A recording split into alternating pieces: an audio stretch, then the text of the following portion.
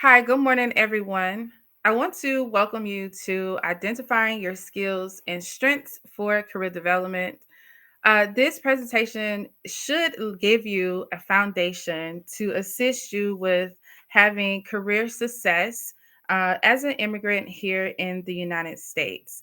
We're going to cover several different portions of everything to assist you along the way. So I hope you have some note taking utensils. If not, please go and grab some so you can take notes.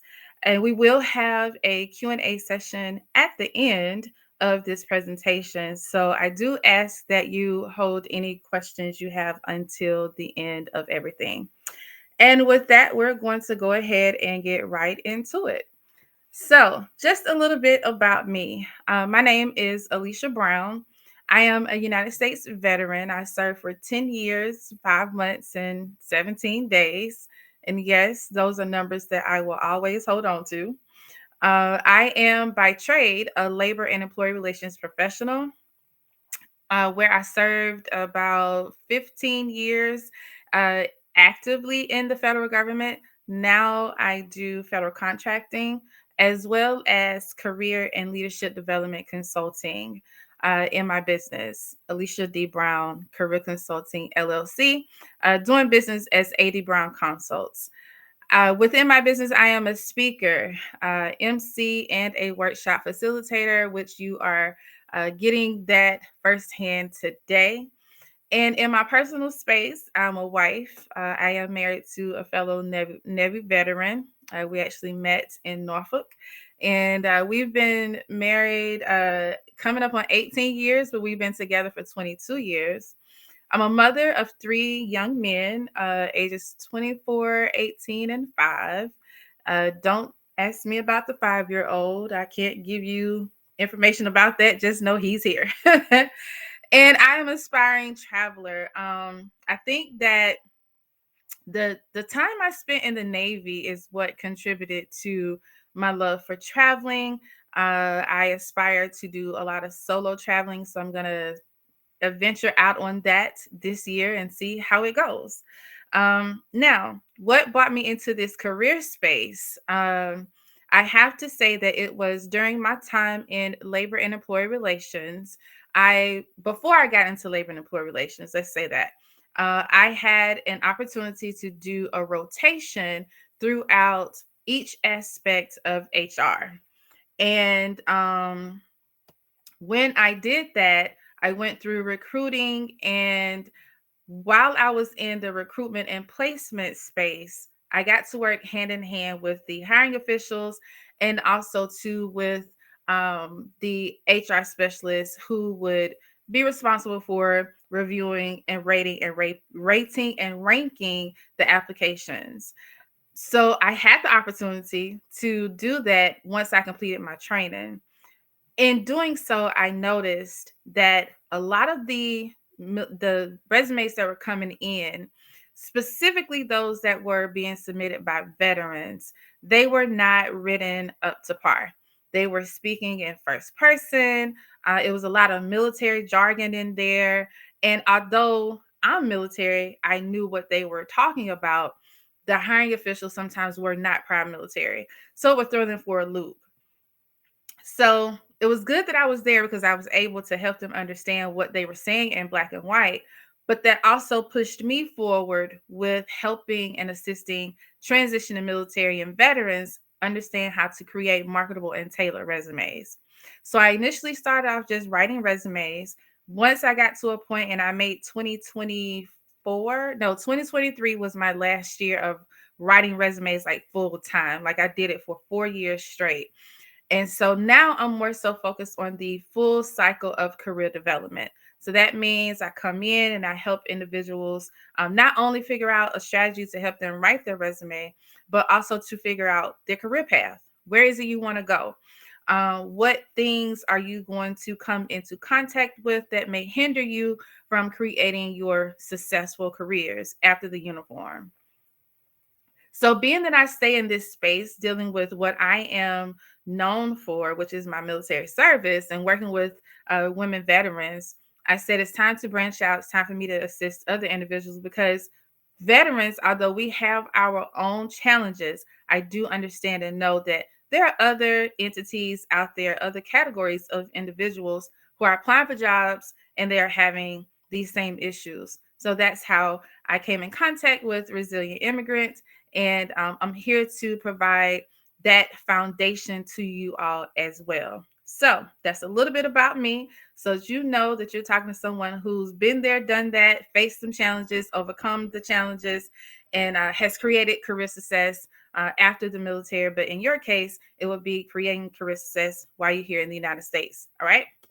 So for today's purposes, our learning objectives, we will recognize what your existing skills and strengths are. And what that means is we're going to identify how you can know which skills and strengths you have that would be, and we take into the learning objective number 2, transferable skills, okay? But we're going to use your professional experiences to do this. Yes, things that you do on a personal level can definitely play a role in your transferable skills. But I want to focus more so on the professional space. And the reason being is because you're applying for professional jobs. And so, although we can say, yeah, some of the things that you did at a personal aspect can play a role into your professional being, that's just something that we know. But you won't quite focus on that to put it in black and white. Okay. And then lastly, we're going to take a look at how and how you can understand how to use your skills valuably here in the United States. That is the part that I notice a lot of people just in general kind of they toggle with a little bit, right? What is the value in what I bring to the table, and how can I properly communicate my value without it looking appearing as though you are too, what they say, you're too qualified, you're overly qualified, but you're underqualified. We want to put you right there in the middle where you're qualified and you have some room to learn. So that's the value that we are going to focus on in this presentation. Now, keep in mind that I've already given you my little spiel about how I came into career development. But what I did not tell you is, with my own transition from the military, I had to create and simplify a way in which I could always have success, right? I want to get those promotions. I want to be in the career field that I want to be in. And I need to know how I can strategically use what I've already gained to take me to the next level. So, what I did was I created a phase. This is a phase that I use for myself, and I broke it down into 3 different phases. And so now I'm pushing this on to other individuals so that, one, it does not convolute the process, 2, that it simplifies the process, but then 3, it gives you a point in phase of where you can go and say, okay, I've already done phase 1. Now I need to go into phase 2. Oh, phase 2, I'm good. So now I need to spend some time in phase 3. So it gives you the opportunity to not overwhelm yourself when you're going through the career development process. All right. So let's look at phase 1. We're going to talk about understanding the career transition. What does that really mean? What is a career transition? It can mean several different things. For us here in this space, it would be transitioning from your home country over into the United States, transitioning from the position in which you fulfilled in your home country, or maybe it may not have been a bona fide position, but maybe it may have been some things that you were performing there that you want to transition now over to the United States so you can make some money from your expertise. Okay. Here are some factors that I noticed that played a key role. And I would say some of it really kind of inhibited me a little bit. So I had to overcome some of these challenges. Okay. So the first thing that I believe would play a factor in the career transition is challenges faced when moving to a new country and or a new career field. The biggest challenge I have seen with this is trying to figure out what a person has already done that could be utilized in a totally different career field. And now we throw in a geographical location as well when it comes to being an immigrant. And so when you think about you performing something in your home country, like how would that be utilized in the United States? Is it even available to utilize in the United States? My key takeaway here is to write it down so that it makes sense. And you're going to hear me say that a lot. Everything needs to come out of your head and onto black and white. It needs to be put on paper. Now, I would say I'm old school, okay? I know we live in a technological driven world. I get it. But nothing beats the black and white because it gives you an opportunity to go back, make changes, make corrections, add things, but it also is something that you can take with you that you know unless you lose this notebook, nothing's going to happen to it. All right. So I'm a major advocate for notebook, pen, paper, highlighters. And that's where you're going to use to do your brainstorming. Okay. I want you to brainstorm and think about some of the challenges that you're facing. Is it just based upon your move itself? Financial restraints, it could definitely cause harm to your career transition. What about going into the unknown spaces? Okay, that's a biggie because we don't know what to expect. Again, another challenge that you'll face when moving to a new country and or a new career field. Another factor is the fear of starting over. Now, I can use myself here as an example, and I hope that some of you will be able to resonate what I'm about to say. All right.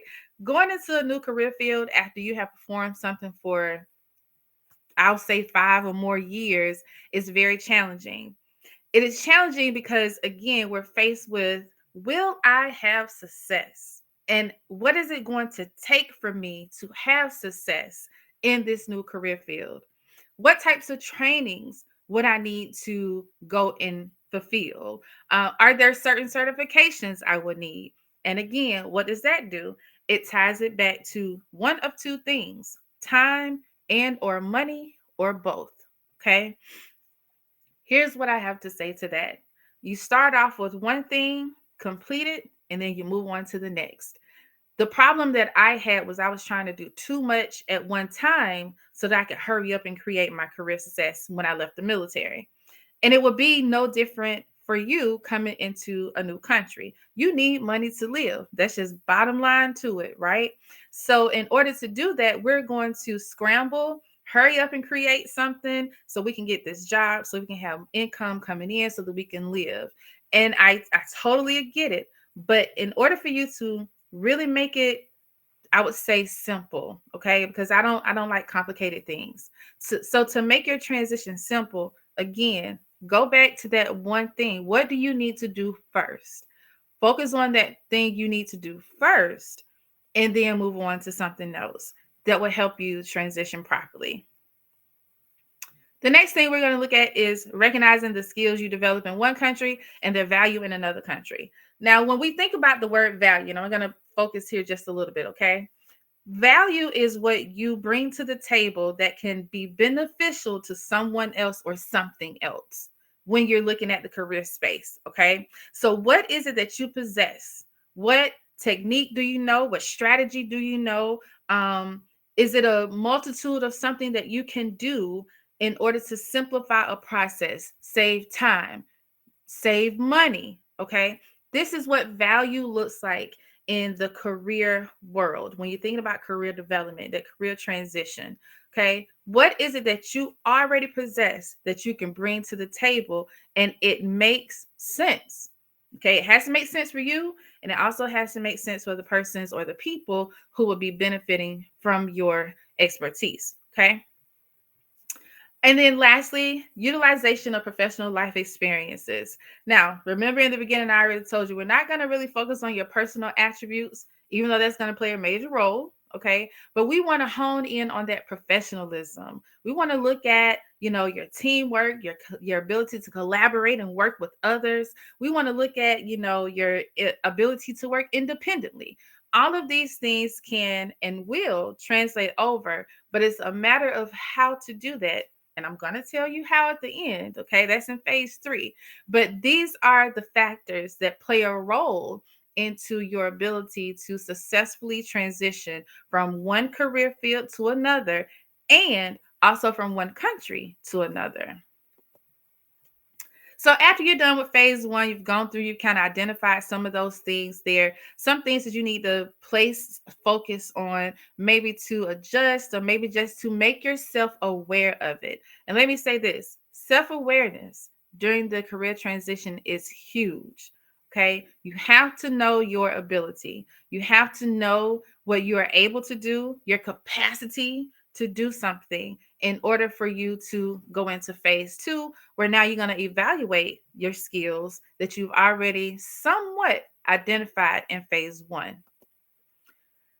So when you're evaluating your skills, it's going to look a little something like this. I've already mentioned the professional skills of communication. Now, in the United States, communication is broken down into two things: your ability to write and communicate in writing, and your ability to communicate orally. Okay.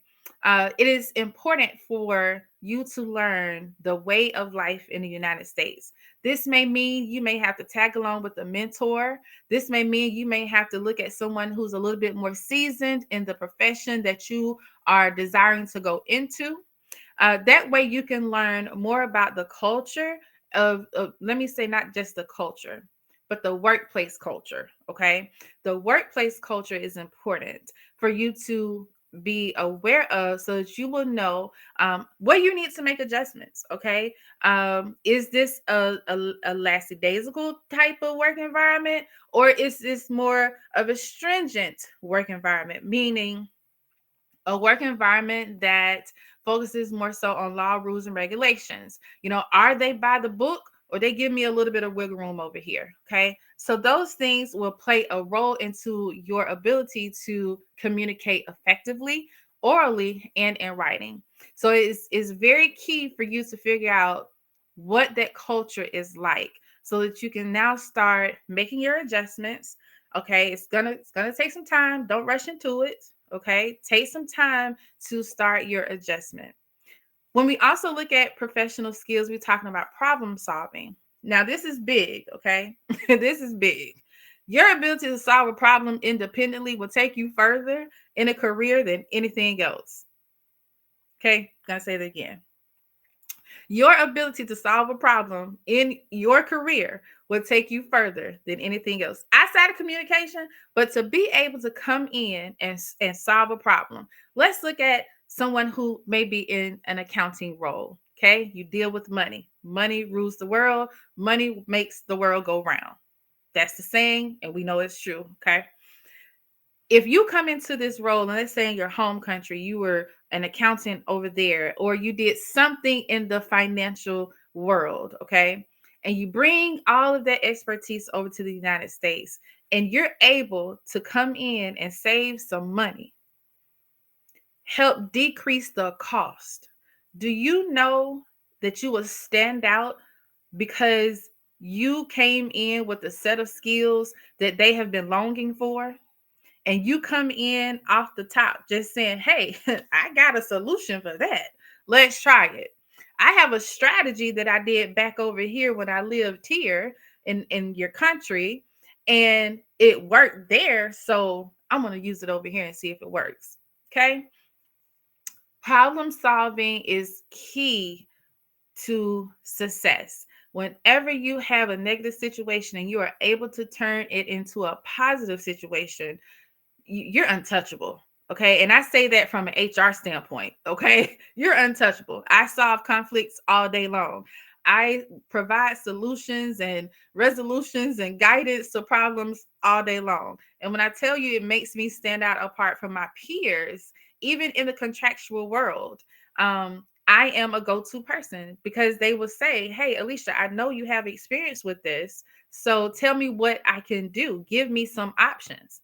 That's a part of problem solving. We need options in the United States. We cannot go, and should not, but some people do, okay, utilize just one thing to be an answer for everything. That is typically not going to bring you success. Okay. It's not going to do anything for the workspace. It's not going to help you in your career if you're just focused on one item. You must proceed with options. So you create those options. Okay. All of that is a part of problem solving. Then we look at teamwork. Now, I know that you're going to see some job vacancy announcements that say the ability to work independently. I get it. But at the end of the day, okay, we want to make sure that not only you can operate on your own, because you're going to have your own workload. Nobody wants to, look over your shoulder 24/7 and say, hey, I need you to do this X, Y, and Z, and make sure you get it done. That's not what we're here to do. Okay. We want you to have the independency, but yet and still, we want to make sure that you can work on a team. Teamwork makes the dream work. It's a United States saying. I know y'all probably heard it multiple times already. Okay. But it's a true statement. We do more. We can do more when we have more to do it with. When we have more than one person on a project, it can get done quicker, more efficiently. So teamwork is big, but also independent work. Okay. So learn your ability to teamwork. And if you conducted teamwork like exercises in your home country, then you already have one step above everybody else. You just now have to figure out how to translate that over into your new work environment. Okay. Customer service, same thing. Okay. We want to make sure in the United States that you can talk to people, you have ethics about yourself, you utilize integrity. And again, all of this plays a role into your own career development. And then lastly, leadership. Now, I'm big on leadership. I am really big on leadership. If you can lead without speaking, I love it. Okay. I am also big on authentic leadership. We don't want you to change, but we want you to adapt to the way in which we lead in the United States. I want you to bring your authentic self. What you see is what you get. How I am talking to you right here, right now, is how I talk to my clients because this is me. I'm relaxed, but I mean business. But I also know that I can take a boring subject and I can make it very interesting. Okay. Leadership is key. If you can lead without talking, you have made it. That is what I always tell my clients. When you come out of uniform and you know that you had to lead verbally there, then it should be no problem for you to lead non-verbally on the outside because it's a certain walk you have. It's a certain way in which you carry yourself. All of these are factors of being a leader. Okay. So those are the professional skills that I want you to hone in on and I want you to evaluate because believe it or not, these are like the foundations that you see listed in some of the job vacancy announcements. This is what they are really looking for in these jobs within the United States. This is your bottom line basis. So as long as you can put a check in the box for each of those areas, I see no problem with you being able to have career success outside of outside of okay the fact that you would have to go against or you would have to compete against other individuals when you're applying for jobs. Okay. So it's important and it's imperative that you set yourself aside from others. Right. Personal strengths alongside your weaknesses. Now, I know some of y'all have probably already sat through some of these good old interviews in the United States and they say, hey, tell me about some strengths you have and what do you see as your weak point? Some people choke up when they're asked that question, but I'm here to tell you spend some time on your weak points because that could be your strong point into that new job. Okay. What are your weaknesses? I need you to evaluate this. Where do you need help? What is it that you want to polish as you go along your career development process? What is it that you feel like you need a little bit more training in? Or maybe you just need to get a mentor to help you with it. Focus on your weaknesses. It is important to your success. Everybody can't be strong all the time. Okay. So I want you to look at your weaknesses. I want you to evaluate what these weaknesses are. And let me just share with you a weakness that I had. Where was I? In Cuba. Yeah, I believe it was in Cuba. And I could not figure out how to put three documents into one. Okay. Technology is a weakness for me, even till today. Okay. Even to this morning. All right. Technology is my weakness. And when I was in the space of doing interviews to go to the next level or the next position, I had no problem telling them this. Why? Because I needed to be my authentic self. Okay. That's what I bring to the table, baby. This is it. Okay. I can read laws all day long. I can communicate them. I can advise. I can guide. I can consult. But when it comes to technology, there is something that is apprehensive about it to me. And that is a weakness that I have that I'm working on a daily basis. If you show me how to do it, 9 times out of 10, I'm going to grasp it. I just have to be shown. Teach me the system, and then I can move forward. That is my weakness. So you have to learn how to utilize your weaknesses for the positive aspect of things. Okay. Um, Learn the US job market expectations. Okay. Now, I'm going to give you two expectations that the US job market looks for. One is a sound resume, and two, I already stated as a professional skill, your ability to communicate. Okay. These are the job market expectations that I have personally seen that drive the success of every company. It drives the success of every applicant that I have been able to assist. When you figure out those two things, you will, I think it will make everything that you do more simple. It makes your resume simpler to write. It makes your interviewing skills easier to navigate.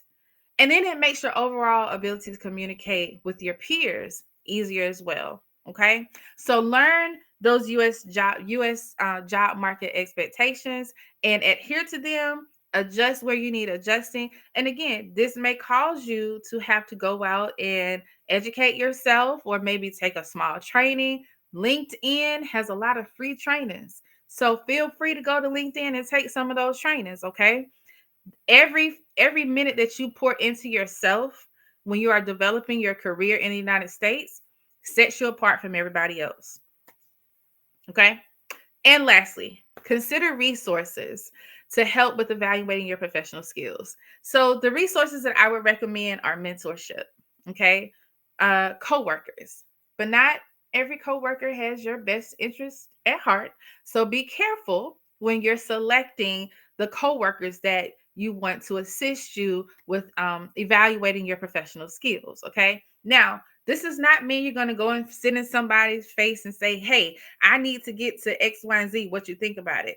That's not what I mean. Okay. I want you to have a conversation with someone and ask them about their career development. How did you get from assistant to specialist? If I were talking to someone in HR, that's exactly what I would ask. Okay. What did you do specifically that you could recommend to me in order to help me with my professional skills based upon where you're at in your career? These are the types of questions you want to formulate to ask other people. When you're working alongside a mentor, ask that mentor the same type of things, but be open to the feedback. Feedback is important when you are working alongside a mentor, okay? That's their purpose. They're there to give you the constructive criticism, and that's something that a lot of people have a problem with accepting, okay? But if you accept it and you listen to it, and you execute their recommendations, imagine the level of success you would have. All right. So when you're looking at the phase 2 of the career development process, according to Alisha, the evaluation of skills is where you want to spend an abundance of time, because this is where it will give you everything you need for your resume. Okay. It's industry specific. So you're really going to hone in, you're going to focus on the skills that you have that are particular and related to that specific industry. And then it's also going to help you be able to communicate professionally. So do everything you need to do, even think outside of the box. Okay. I'm giving you basics just to help you get started, or maybe not even to help you get started for some, but maybe to help you refresh, do over, and then move from there. Okay. But spend some time evaluating yourself. This is also considered a self assessment. Okay. People say you need to go and have a talk with yourself. I do. I talk to myself a lot. Sometimes I even answer myself. And I don't know if y'all listen to Kevin Gates or not, but Kevin Gates says geniuses talk to themselves. I'm a genius. Okay. But I wonder what am I a super genius because I answer my questions too? I should ask. But nevertheless, okay, you want to spend some time conducting a self assessment. It is important, it is key, and nobody can tell you how much of something you can do but yourself. All right. You know your full capabilities, you know your full ability to do what they need you to do in order to be hired. All right. So spend some time honing in on that. All right, so now we've talked about the phase one, which is, recognizing the factors that go into the career transition. We talked phase two, evaluating your skills. Now it's time to put in the work. And here's why I told you in the beginning. I'm going to tell you how y'all can do this, right? So long time ago, probably way before Alicia was born, okay? Somebody came up with the STAR method, all right? I went back and did some research when I first thought about, coming into the career development space and even workforce development. And I said, what is something that used to be utilized, but people have gotten away from it?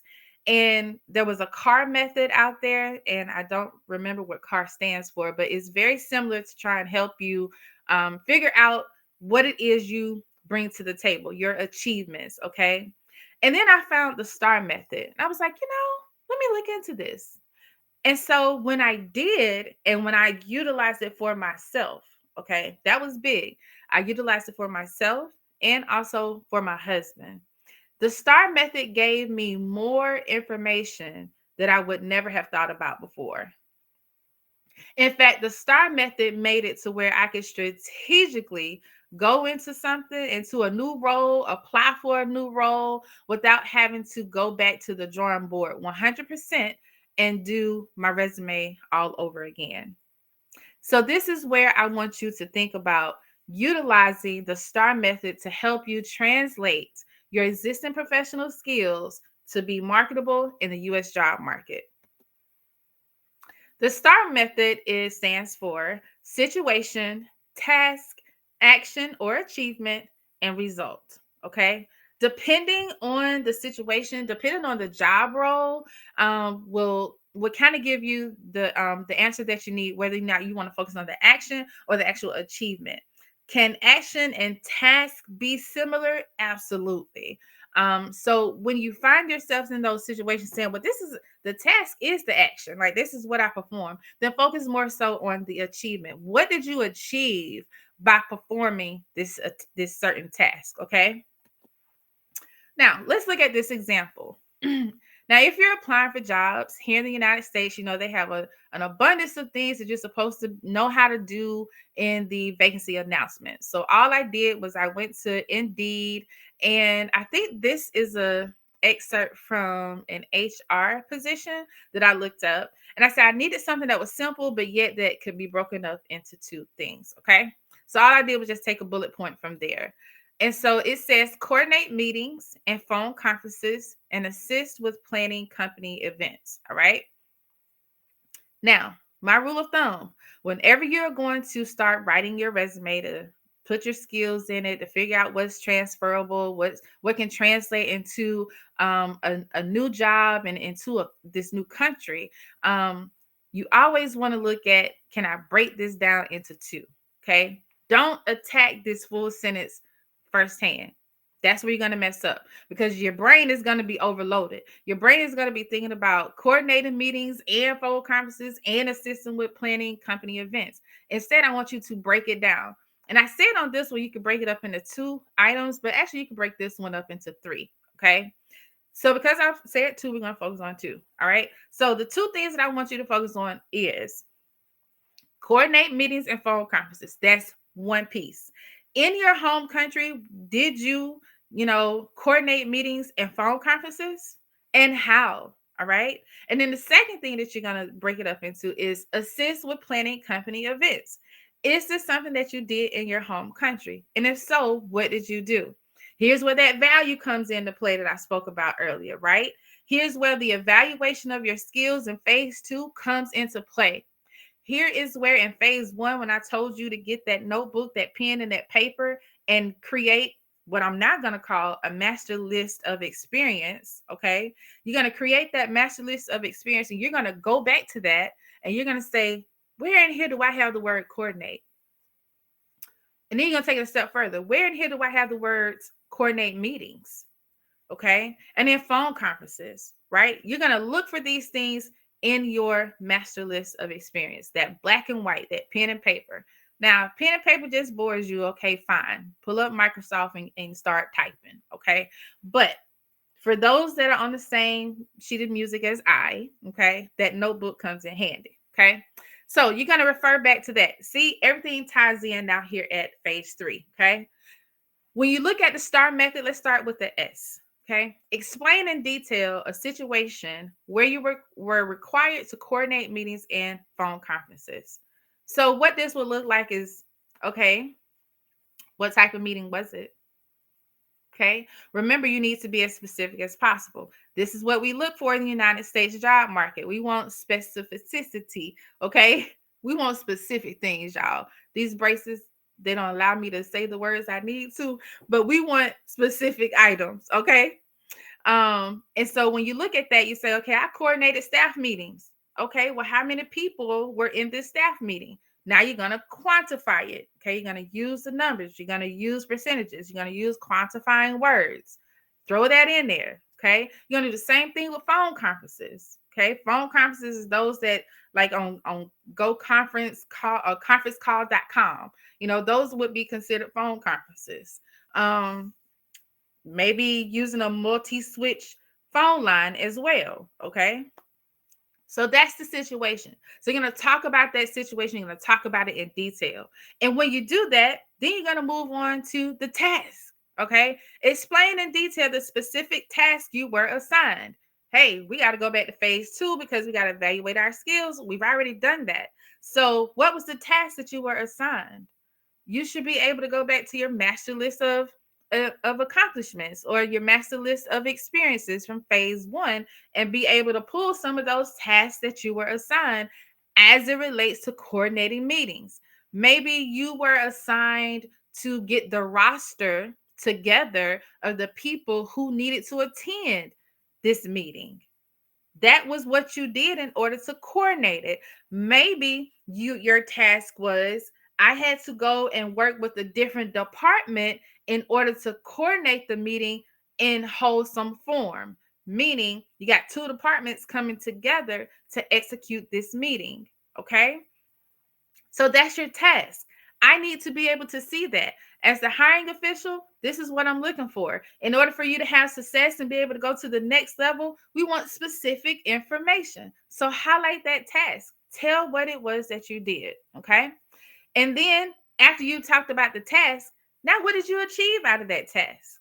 Okay. What was the achievement? What was the accomplishment?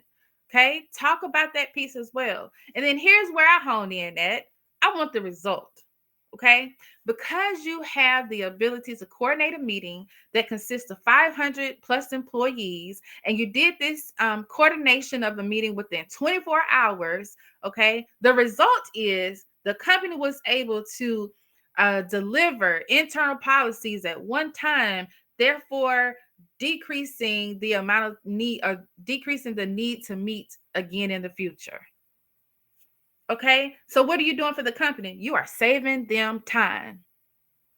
That is the part of having the whole career development process identified in 3 phases. Because in hindsight, what we typically do, okay, when we're transitioning to a new career or when we are going into a new country and we're trying to apply for jobs over there, we tend to only focus on this big picture instead of actually breaking it down to where you can focus on little pieces at a time.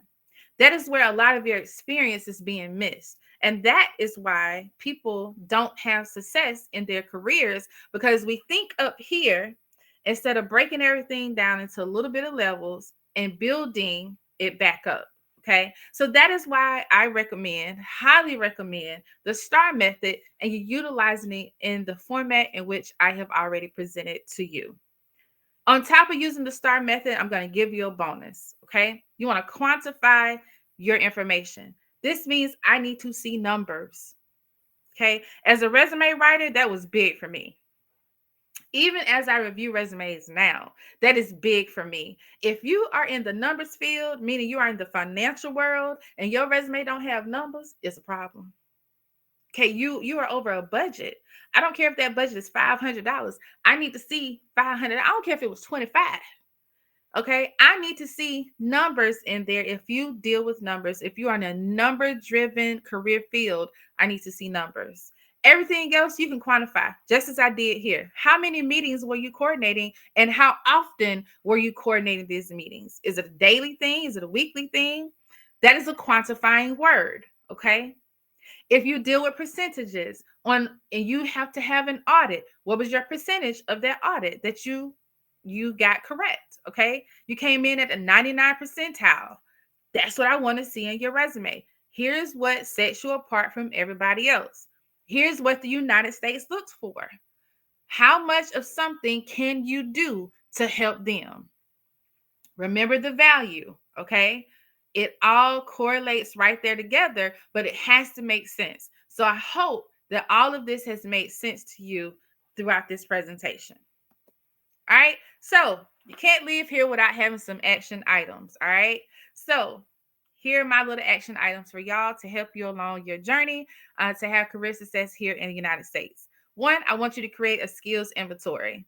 And see in parentheses, a master list of experience. Okay. Spend some time with yourself. Talk about what it is you can do, how you can do it, and how often you do it. All right. And then I want you to conduct a personality test. But I want you to look for a personality test on Google. Just go to Google and type in personality test that gives you career output. Okay. This way, whatever career field you're interested in, it will kind of give you some insight on whether this is fitting to your personality. What you performed in your home country, that was your interest over there because maybe that may have been the only thing that was available. Coming to the United States, you have a little bit more that's available here for you to get involved with. Okay. So conducting a personality test can tell you what options, okay, y'all know I like options, what options you have that will be available to you in order for you to have career success in the United States. All right. And then I want you to build a US friendly resume. You already got the content of it, which is using the STAR method. But now here are the sections that you want to try to include only if it's relevant to do. Okay. Relevancy is big in your resume. Work experience, education. I should have put training there. Okay. But education and training and volunteer roles.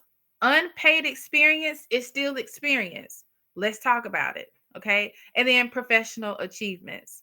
All right. If you are recognized as something, if you're certified in something, we want to see that in your resume. All right.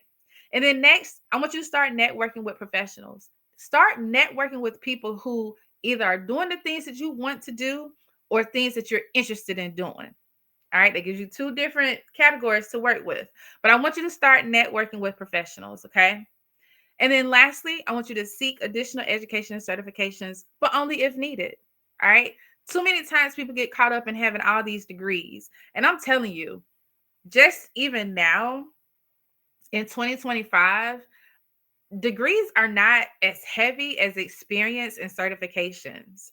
It used to be the driving force in the United States. You had to have a bachelor's, and if you didn't have a bachelor's, it was a no-go. Okay. Now I'm starting to see a little bit more leniency with that. So they're looking at how many years you performed something and also how much of something you performed. Okay. So start looking into education and certifications and training. And if you need it, go for it. Okay. If it's affordable.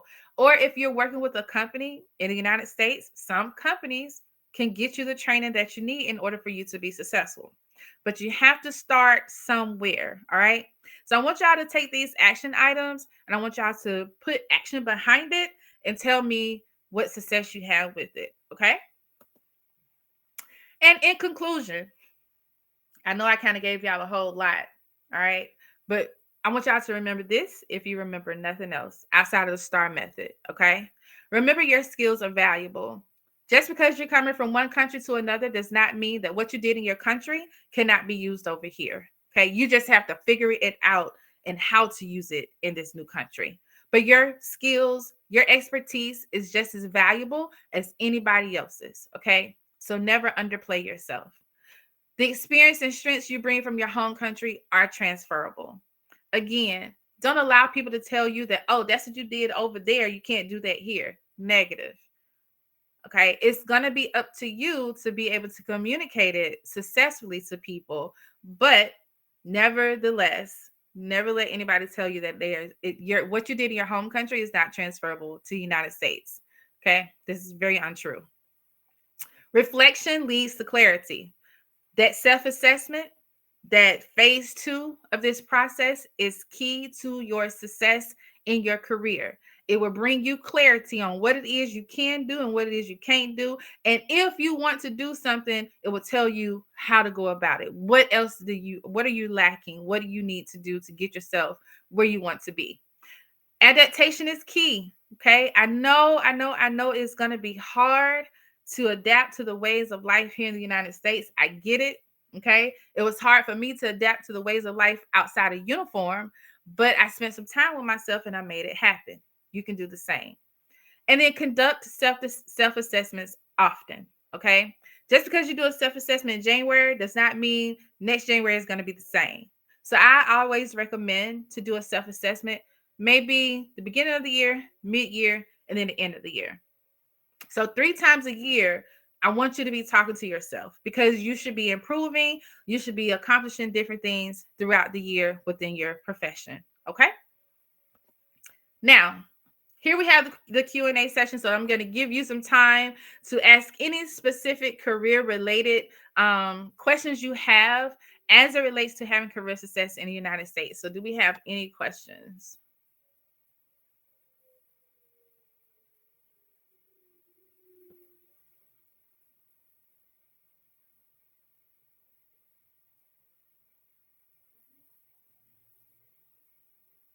Okay, I don't see any in the chat.